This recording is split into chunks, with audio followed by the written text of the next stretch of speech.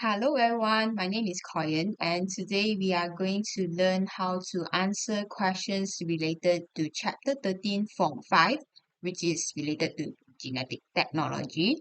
I understand a lot of students face challenges when it comes to this chapter, okay, because this chapter we actually learn about something quite deep which is recombinant DNA technology, uh, DNA profiling technique, genetically modified food, and yeah, so let's move on to learn in detail how to answer the questions. So for this diagram is actually quite hilarious because you can see this baby actually picking who is the biological father based on the DNA binding pattern.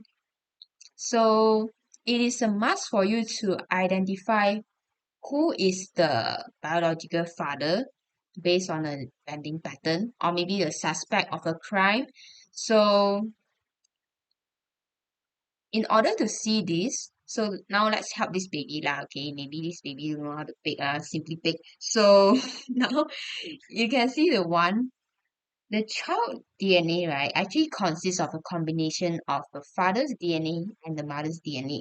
So let's take a look. The mother's one, the bending pattern. So you can actually start from the top or start from the bottom. It's all up to you. So let's see this one. The mother bending pattern. Okay, the first band. Okay, the child one fits with the mother one. And then the second one, the child actually doesn't fit with the mother. Why? Because the child one is slightly thicker than the mother one. Meanwhile, for other father, so the one that doesn't fit with the mother, you go and compare it with the father.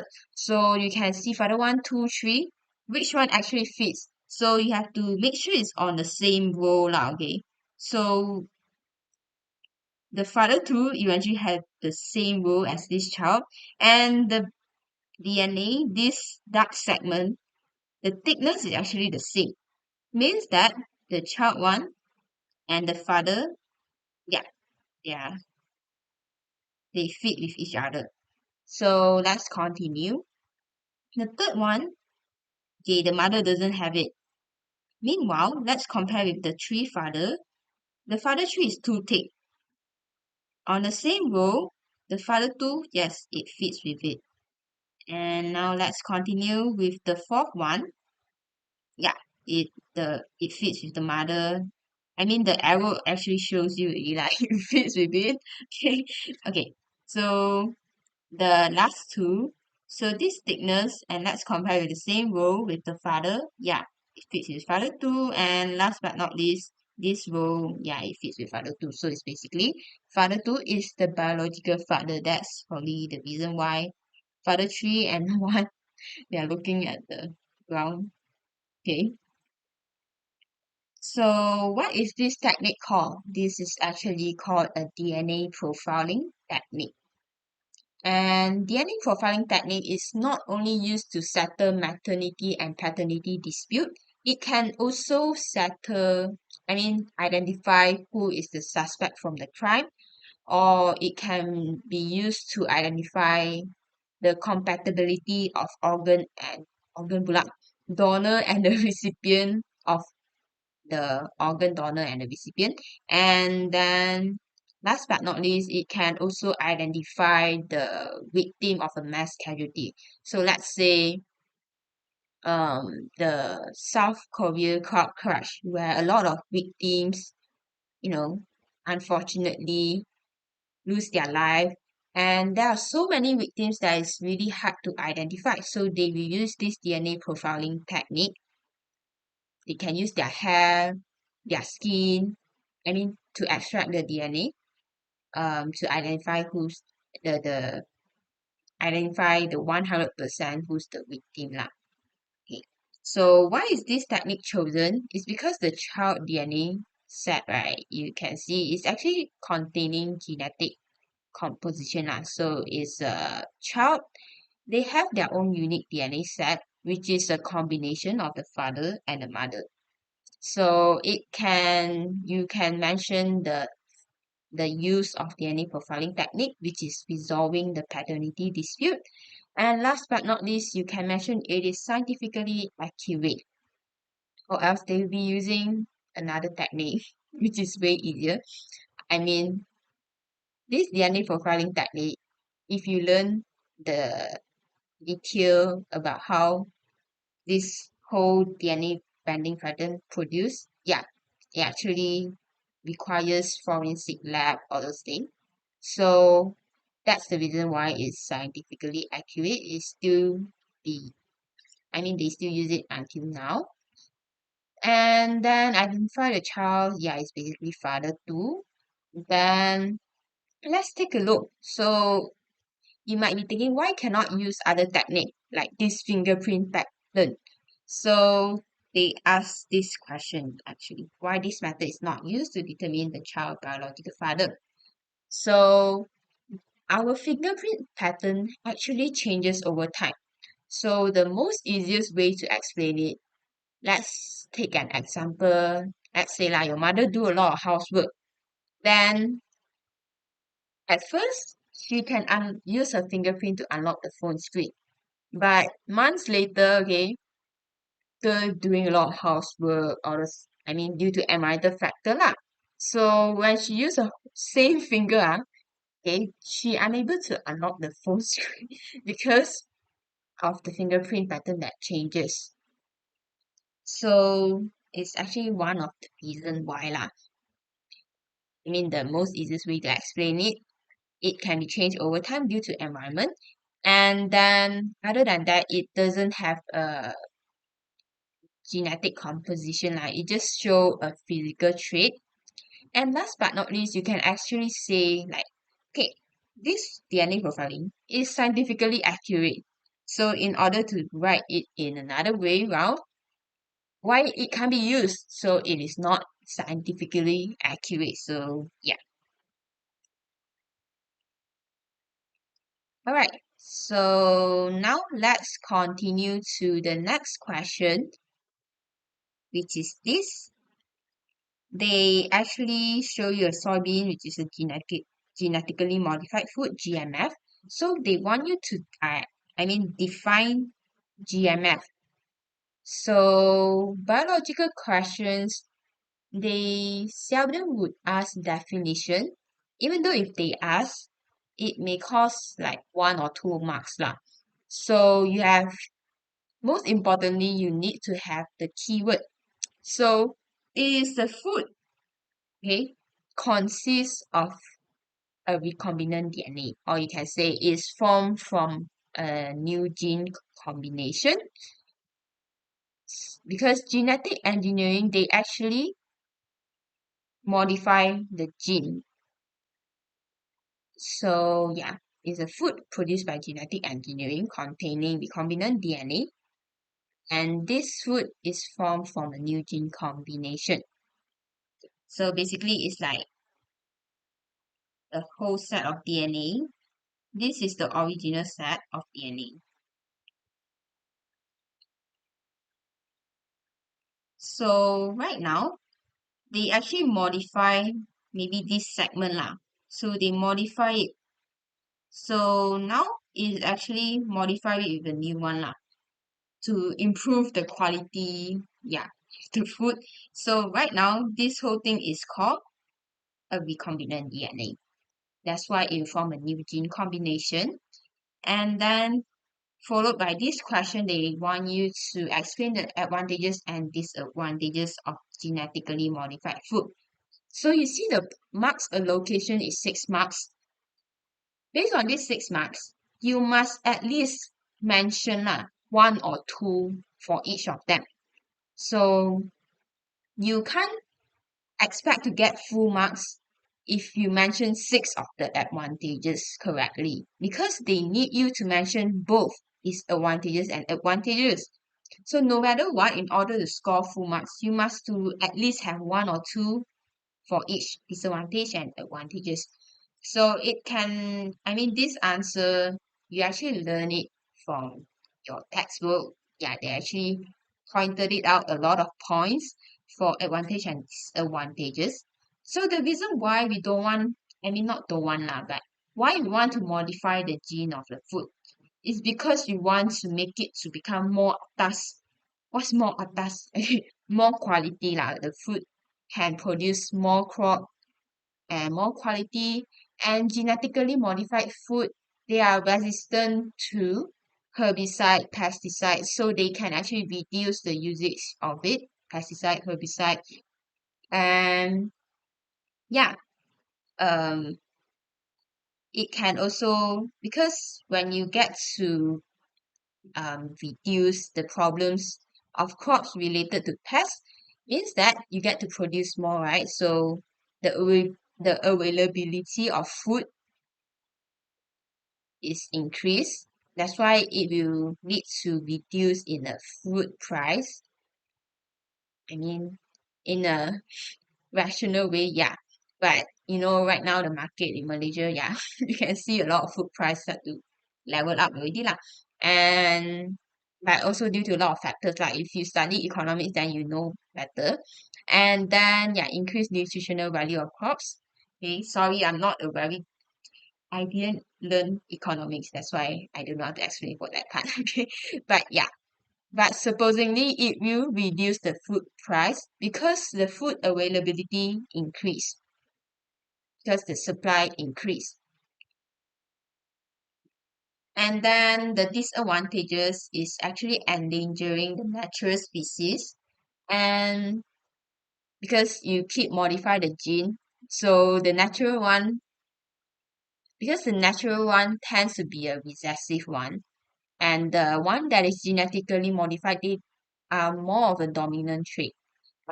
Then next is there's a slight possibility that the gene it will be transferred to the human. So this is one of the cons of it, and which results in the genetic contents of humans may be affected, and then the health of humans may be affected. It still may because this genetically modified food is still quite new. We don't know what is the long-term effect of it till now, or else people won't be eating this already. Okay, we won't. I mean, we'll be banning it already. So now let's continue to this one. Okay, now I show the so diagram 9. I mean, is they introduce to you hepatitis B disease can cause high risk to individual to get liver cirrhosis, liver failure, and liver cancer that may lead to death. So they actually show you in detail the production of substance R. I already show you what is that lah. It's a vaccine by genetic engineering. The injection of substance R can prevent the disease. So, as we have gone through the COVID-19 pandemic, we know what are the uses of vaccine lah. So, it's to stimulate your immune system to produce lymphocytes. I mean, stimulate the lymphocytes to produce antibody. I can say in general your immune system. So, how do you actually want to produce this vaccine? So if you recall back to your Form 4 Chapter 11, Chapter 11, vaccine, what does it contain? It contains a weakened, non-virulent pathogen. So pathogen in detail, it is the virus. So it is non-virulent so that it won't spread disease to you lah. It's non-virulent one. It's quite mild lah, okay? And then why we want to inject this virus? I know you might, be a bit concerned lah. What happened is spread to me. Don't worry, it's actually non-virulent. And then um as you recall back on COVID-19 pandemic, there's actually many types of vaccine lah. There are mRNA vaccine, which is the Pfizer mRNA vaccine. So sorry for that. Okay, and there are AstraZeneca. That one is a viral vector vaccine, and then there are Sinovac vaccine. It's from China. So each of them, their content is different. But the one we actually learning is just that weaken non-violent pathogen. We didn't learn about mRNA vaccine, those. So for this type of vaccine, they actually produce it through, they can be produced through genetic engineering. So how can it be produced? So basically, we actually have to use this DNA recombinant technology to explain. Wait, okay. So first of all, you need the specific gene of interest, which is this hepatitis B, HB antigen gene. And then you need a plasmid. So you have to combine these two together to form a recombinant plasmid. And following by, okay, you will insert this recombinant plasmid into the yeast cell, and then the yeast cell will continue to be grown in the culture and multiply. Then, yeah, the virus is actually produced through it. So how do you actually explain this whole scenario? They actually show you a very clear diagram, but how do you explain it? So first of all, describe how genetic engineering can produce substance R that can prevent the disease. You can actually, so this is actually an essay question. So essay question, they actually allocate marks, most of them lah, they actually allocate marks if you identify the unknown. So there's one unknown students may not know. So if you know, you write out what is the unknown. If you are you are very confident lah. So this substance R is actually a vaccine. So you can write substance R is a hepatitis B vaccine. Then you can get marks from it.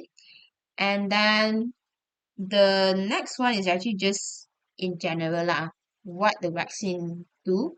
Vaccine stimulates lymphocytes to produce antibodies against virus hepatitis B. Alright, then we just get straight to the point. What happens during this genetic engineering? So first of all, they are going to use this type of enzyme called restriction enzyme. They are going to cut, okay, the specific gene, and then hepatitis B or HB antigen gene is cut using the restriction enzyme. And the plasmid is actually used as a cloning vector. That's why they need a plasmid. And then they are also going to cut, because they want to modify this plasmid to become recombinant plasmid. They want to insert this gene inside this plasmid. So they need to cut a space for that. So they also use a restriction enzyme, the same one, the same, you have to specify this using the same restriction enzyme to cut the plasmid. And then you go and insert the HB antigen gene into the plasmid. So now when you insert it, there's also another enzyme that is helping it. So it's basically the someone that glues it together, but we don't say in glue this layman term lah. Okay. So you just say with the help of enzyme DNA ligase enzyme to form a recombinant plasmid. And then this recombinant plasmid, it will be introduced into the yeast cell. So now this yeast cell containing this recombinant plasmid, it is now called as transgenic yeast cell because it has the genetic composition is actually modified. So it's called transgenic yeast cell right now. So the yeast cell, they will multiply via mitosis and to produce substance R. So this substance R, which will be extract and purify it because you need to be, 100% pure. And they will extract and then you form this vaccine. So what is the most important point you have to mention is you need to have the specific gene of interest, which is this HB antigen gene, and you also need a plasmid. So what does the plasmid does? Why do you need a plasmid? So it acts as a cloning vector. So gene and plasmid. And then you have to prepare these two and you have to cut them using the same restriction enzyme. After cutting them ready, you have to insert this gene to the plasmid using the DNA ligase enzyme.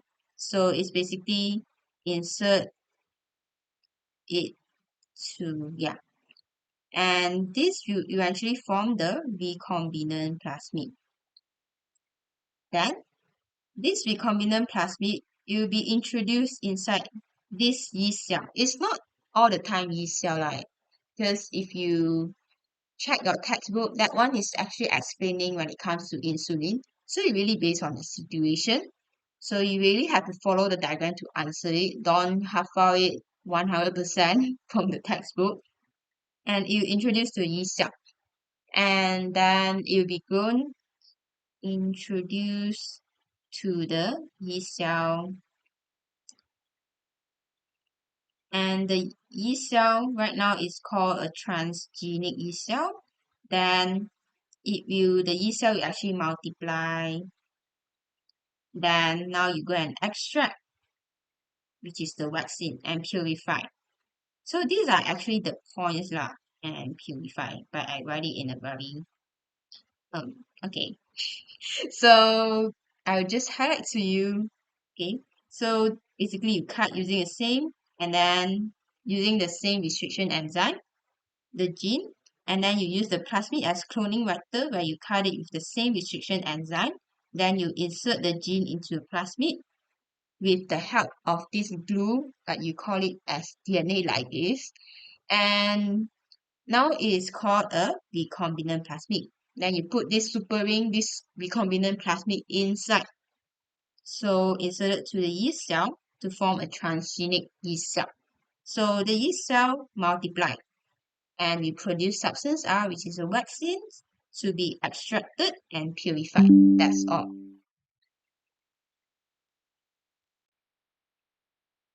Okay, now let's continue to the next question, which is also about DNA profiling technique.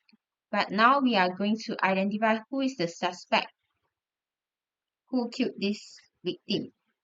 So based on diagram 9 actually shows use of biotechnology to identify criminal based on fluid at the evidence obtained from the crime scene, and then they want you to explain who is the actual crime for the case. So which one you actually have to base on is actually based on this evidence. Okay.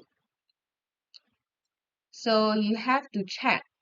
You don't have to check the victim one actually because this is not about solving the mother and father one.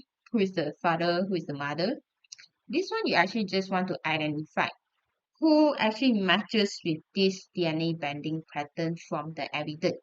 So it is very obvious. You don't have to check it one by one also can because you can see in overall, suspect T has 100% the same DNA binding pattern from the evidence. So it's very obvious that suspect T, it is the criminal. Yeah, Detective Conan. Okay, suspect T because, but a lot of students don't know how to explain. So you just say that it has the same DNA binding pattern, DNA set, or you can say DNA set as the DNA of evidence, and DNA is unique for each individual. I think this explanation is better lah. Yeah. Okay.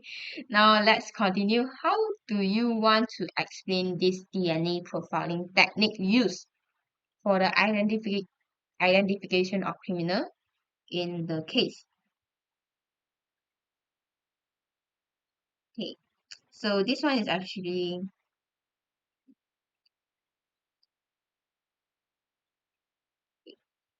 this is actually clearer. I can just straight away explain in a more nicer diagram. Okay, this is actually from my biology teacher, so credits to her. Okay, so DNA profiling technique. So first of all, you want to extract DNA. Where do you extract it from? You extract it from either, I mean, it can blood sample, hair, skin sample, semen, saliva, obtain. I mean, you can obtain them. So after you obtain, you extract the DNA. So once you extract the DNA, because DNA is actually quite long lah. Okay, so you want to cut them off, just like what we learned in DNA recombinant technology. We cut them. So what enzyme we use to cut is actually the same enzyme, which is the restriction enzyme. So they cut this DNA into fragments of different sizes, and then followed by, once you cut it out, you got a lot of segments. So they will be put inside band. Yeah, I mean put inside bula. They are separated into bands, not put inside the band. Okay, they'll be separated into the bands by gel electrophoresis. So you can see all this banding pattern right here. Yeah, they'll be separated. So this segment, maybe the longer one, yeah, it really depends lah. And separated into bands by gel electrophoresis. So this DNA banding pattern in the gel is then transferred to a nylon membrane. So why do you want to transfer to a nylon membrane? Because this DNA banding pattern, you actually still can't see it yet. It's still not visible. You still need to transfer it to a nylon membrane where you add on the radioactive probe to it. So after adding on the radioactive probes to the nylon membrane that containing the DNA pattern, you will eventually use this X-ray film to process it and make the DNA banding pattern visible. So that's the reason why you need this last three steps. Okay, basically transfer to a nylon membrane and then you add on the radioactive probe. Then, yeah, you process it to make it visible. So, describe the step used in the technique. Okay. The first one you actually can mention now. What is the technique used? DNA profiling. That's an easy marks for you to get. And then now let's explain. You use DNA sample that can be extracted, either one of them, and then you cut the DNA into different sizes using restriction enzyme. So most importantly, you have to mention cut using a restriction enzyme. So cut already, you do what? You want to separate them, right? So it will be separated by this gel electrophoresis and it will be transferred to a nylon membrane. And then the DNA fragments, once it's transferred to a nylon membrane, the radioactive probe, you add on the radioactive probe to the nylon membrane, then you use the X-ray film to process it. Basically, you place it on top first and then you process it so that the DNA banding pattern will be visible. Okay, so yeah, extract DNA sample from, yeah, blood, skin, blah, blah, blah. And then you cut the DNA into different sizes using restriction enzyme. You have to emphasize what is the enzyme used to cut lah. And then separated by gel electrophoresis. And you transfer the DNA fragments to nylon membrane, radioactive probes, you add on to it, and then you place the X-ray film on top to be processed so that it can be visible. Yeah, that's all. So now let's continue for this one.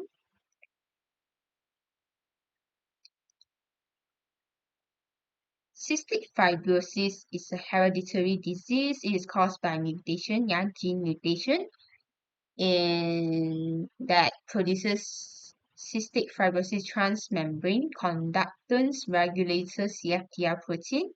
So it mutated gene will actually fails to produce the functional CFTR protein. So it shows a step involved in treating the disease. let's take a look in the situation that happens to this cystic fibrosis patient. So have you watched before 5 Feet Apart?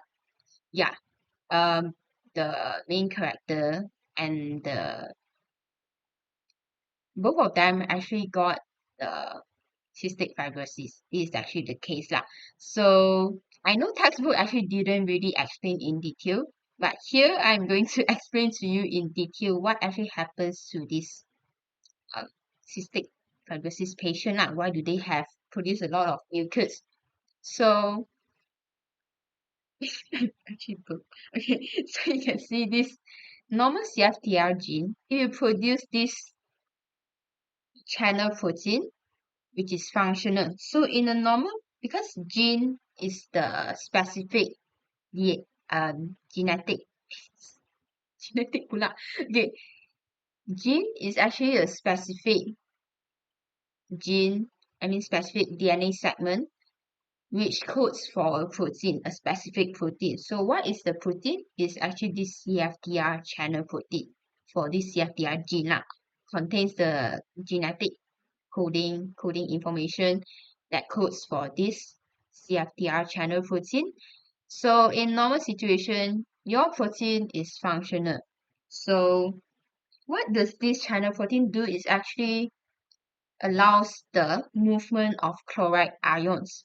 So this movement of chloride ions, so we can see the epithelial lining and the epithelial cell. So in a normal situation, the chloride ions can be transported out and in. I mean, most of our situation is out lah. Sorry, it's out. Okay, so the chloride ions will be transported out. So these chloride ions, they can be transported out through this channel protein.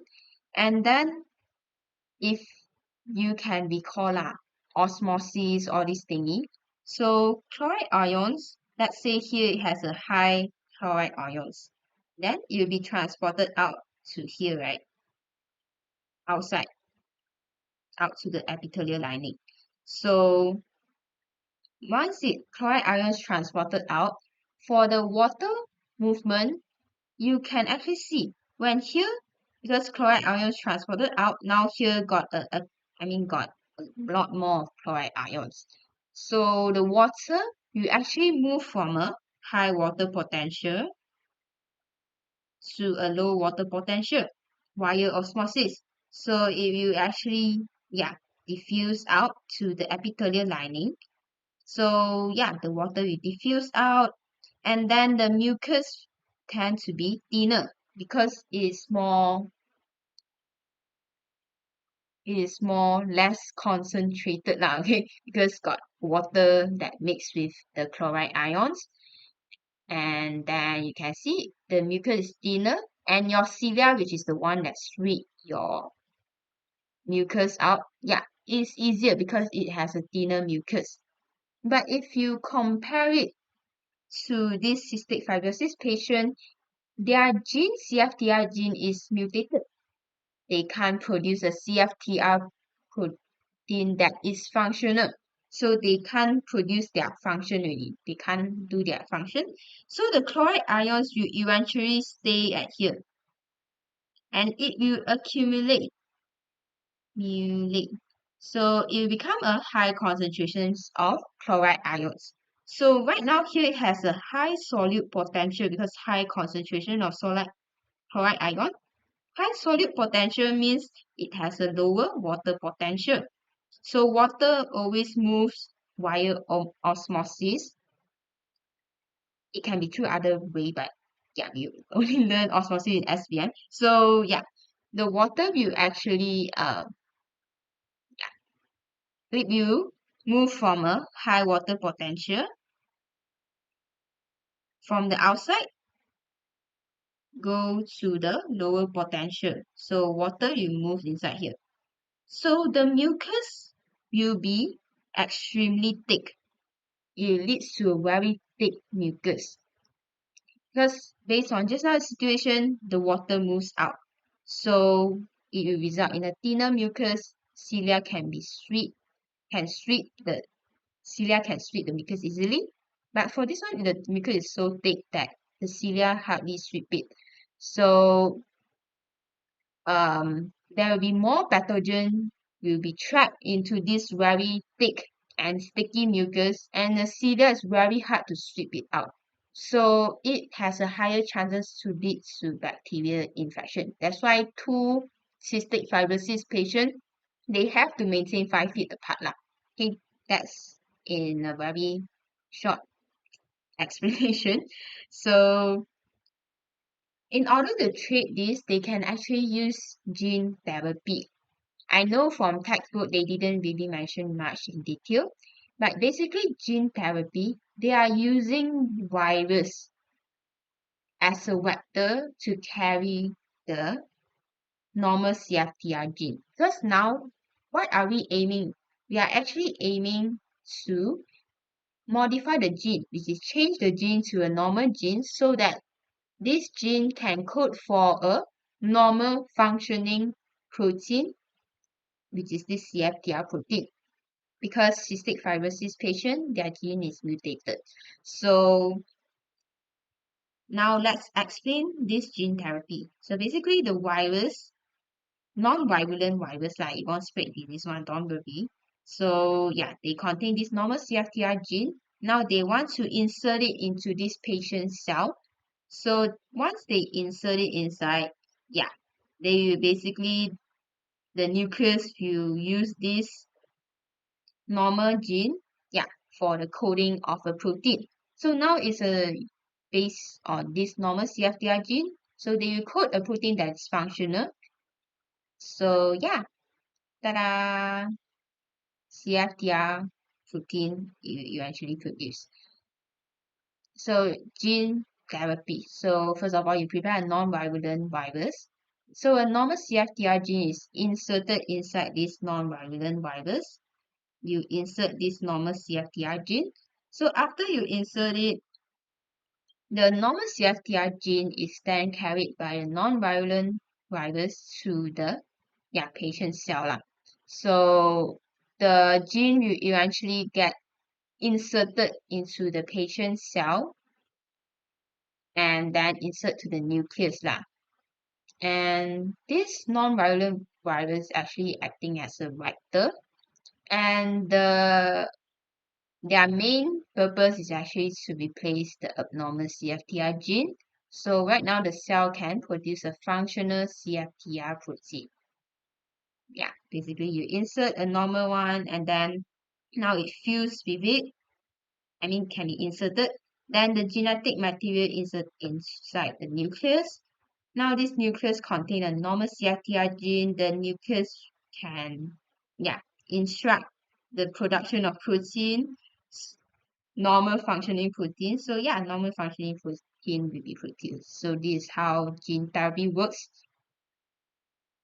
Okay, so now let's continue for this part, which is GMO, genetically modified food lah, or you can say it as organism. So which tomato tomato should she choose? So explain. Basically you explain it based on your own opinion lah. And better to write something that has a main idea point to it. So yeah, here are the advantages of organic one and the GMO one. So it really based on which one you prefer and which one you have more points to explain lah. Okay, maybe you prefer organic tomato, but you don't have any points to explain, then I encourage you to use the GMO tomato to stay out all the points lah. So you can actually base on the advantages of GMF food to explain the advantages of GMO tomato just now. So yeah, this is actually very factual and I won't explain much to it. So let's move on to the next one, which is about talking about this DNA profiling technique. So this picture is actually really detailed because textbook they actually didn't provide much in detail. So they're actually helping out students, which is quite good lah. Okay. So basically they use obtain a piece of skin. So when you want to explain based on diagram, you have to be specific lah. Okay, this one is about skin. So you can't mention hair, okay, or nail, whatever. So you must use skin. So the DNA will be extracted from the piece of skin, and then the DNA will be cut. Can see this part? They are like dotted lines, mean they are cut using a restriction enzyme. So you cut, you do what? You go and yeah, use the gel electrophoresis. I know it's a very hard word to remember. To separate them into a band lah, a band. So after separating them, you have to transfer it because it's still not visible yet. So you transfer to nylon membrane and then you add on radioactive probe, then you use X-ray film to process it. Then yeah, like just now what I mentioned. So this one is actually quite direct from just now. Now let's continue to the next question, which is from Pahang, also about DNA profiling technique. So you can see the pattern right here. DNA profiling technique is frequently asked question for this chapter. So they want you to, yeah, a knife with blood stains was found by police at the crime scene. So you know lah, the one that did it is probably the suspect. So they want you to state the reliability of DNA profiling technique for the above case and your reason. So they want you to explain the reliability is very high because everyone has a unique set of DNA. Okay, so now let's continue. Because everyone has unique set, that's why it's very reliable to use DNA profiling technique and it is scientifically accurate most of the time. So identify the main suspect for the case, explain your answer. I accidentally show you the answer. So the one that basically have the same combination with it is basically the suspect. I mean the criminal. So it's basically suspect 2, really obvious. Okay. Don't use the one from the victim lah, yeah. Okay. Hi, hi pula. Why I write hi? Sorry. So it's basically okay, suspect 2. Sorry for that. Cool. Okay, then you can just say because it matched to the DNA band, DNA set matched with the DNA of the blood stain. And then this one is actually very key, but like you just mention your opinion, your idea based on it.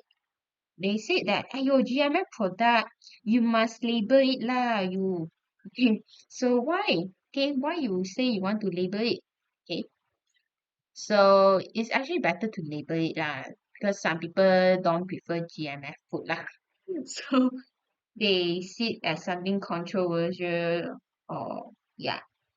So these are the reasons they accept in the answer scheme. Basically you get to allow consumers to make decision whether to buy the food with declared, whether is it declared lah. And then yeah, you have to clearly state where is the sources lah.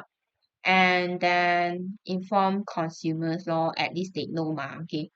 And another issue is whether GMF is halal or not because they may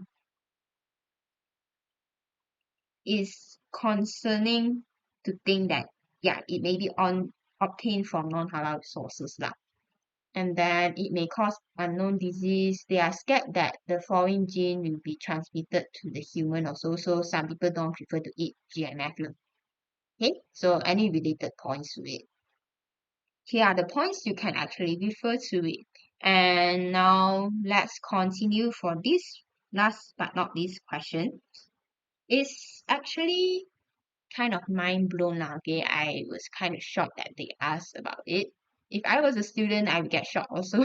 So they show the products of rhino elephant poaching to obtain the hearts and thorns.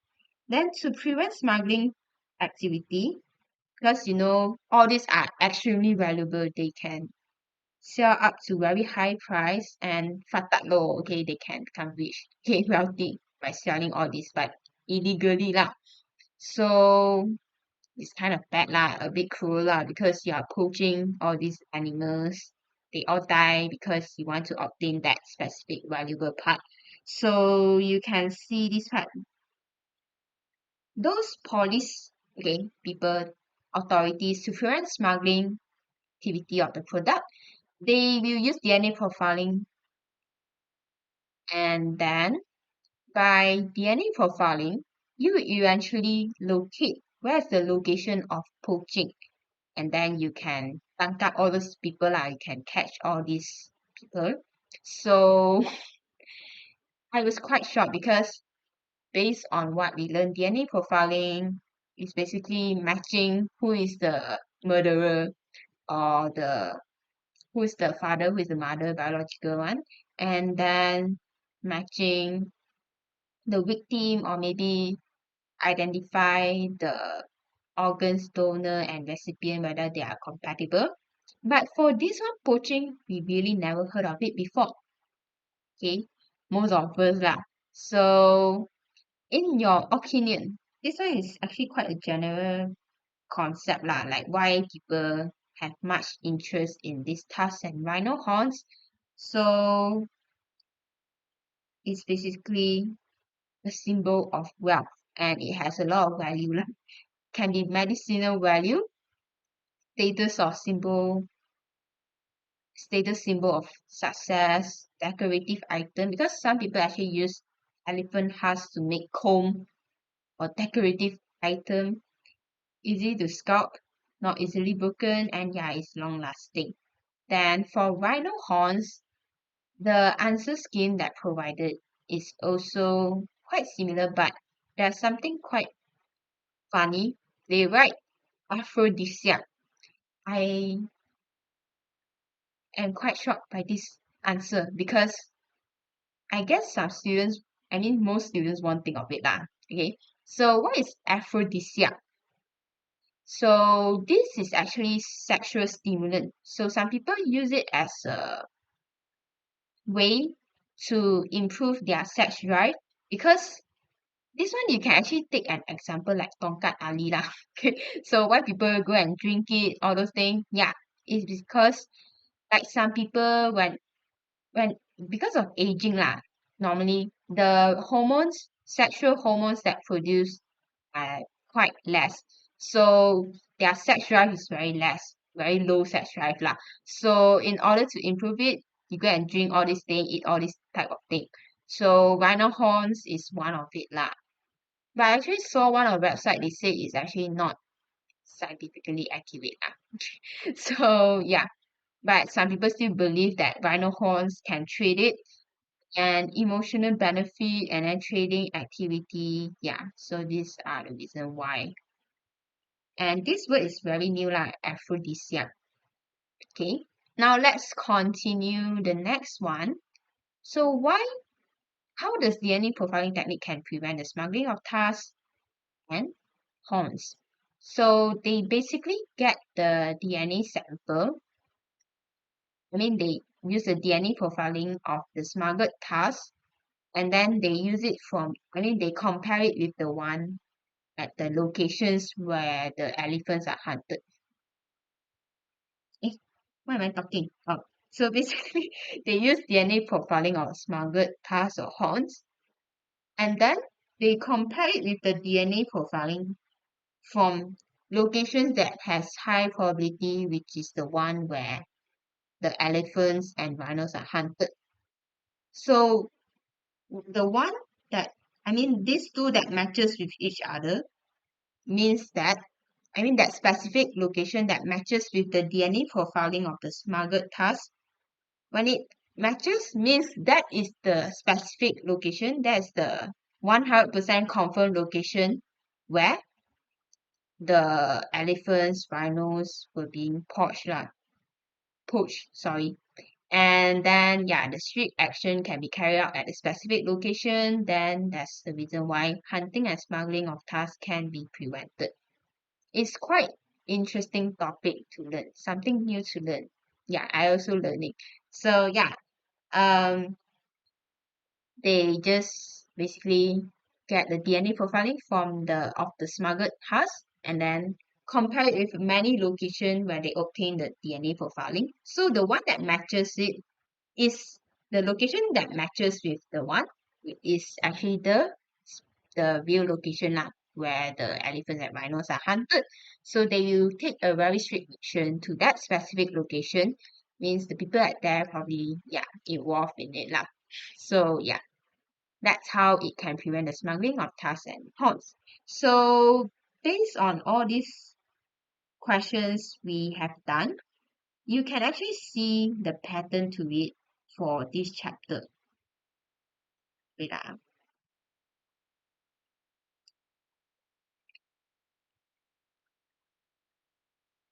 So you can see that DNA profiling is one of the hot topic lah, because it frequently came out for trial paper lah.